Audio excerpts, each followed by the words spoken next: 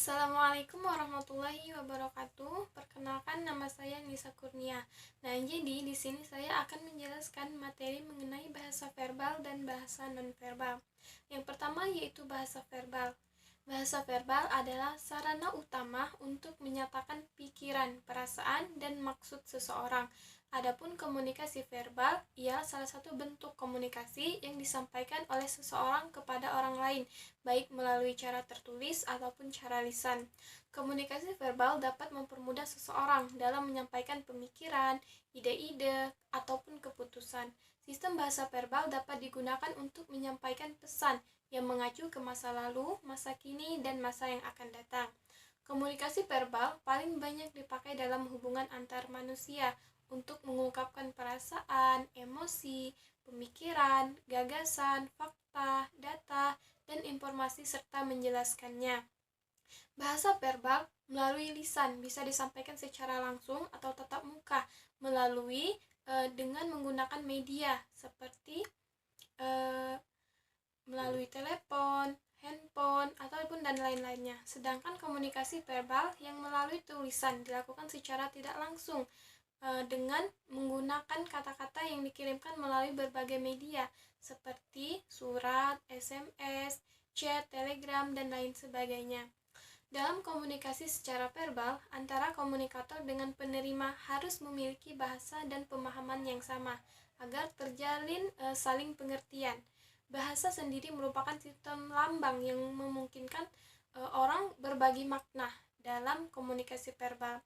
Lambang bahasa yang dipergunakan adalah bahasa lisan, tertulis pada kertas ataupun elektronik.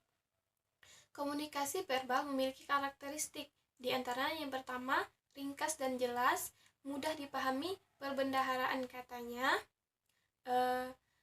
intonasi suara dapat mempengaruhi isi pesan, kecepatan berbicara yang dibarengi dengan tempo dan jeda yang baik, dan serta unsur humor.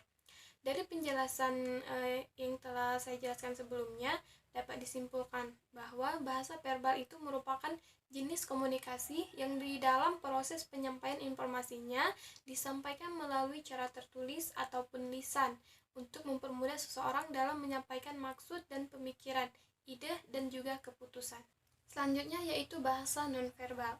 Bahasa nonverbal merupakan proses komunikasi yang tidak dilakukan melalui pengucapan kata-kata, tetapi menggunakan gerakan tubuh, sikap tubuh, intonasi nada, kontak mata, ekspresi muka, atau konteks komunikasi yang tidak berhubungan dengan kata-kata yang diucapkan atau dituliskan. Misalnya, orang sedang marah, di samping mengeluarkan kata-kata keras, ia juga melotot dan tangannya memukul meja ataupun menuding-nuding muka orang yang ia marahi, maka itu termasuk ke dalam bahasa nonverbal. Bahasa nonverbal memiliki berbagai manfaat, yaitu dapat memperjelas maksud dan makna sebagai ekspresi perasaan dan lebih jujur dalam mengekspresikan pesan. Banyak komunikasi verbal tidak efektif hanya karena komunikatornya tidak menggunakan bahasa nonverbal dengan baik dalam waktu bersamaan. Melalui komunikasi nonverbal, orang bisa mengambil suatu kesimpulan tentang berbagai macam perasaan orang, baik rasa senang, benci, cinta, kangen, dan berbagai macam perasaan lainnya. Bahasa nonverbal dikategorikan dalam dua jenis, yaitu bahasa nonverbal statis dan bahasa nonverbal dinamis. Bahasa nonverbal statis berkaitan dengan bagian tubuh, benda yang melekat pada tubuh, status sosial dalam masyarakat, dan benda yang dimiliki oleh penutur maupun mitra tutur. Bahasa nonverbal dinamis itu merupakan yang berkaitan dengan gerakan tubuh yang diimplementasikan ke dalam bentuk bahasa tubuh.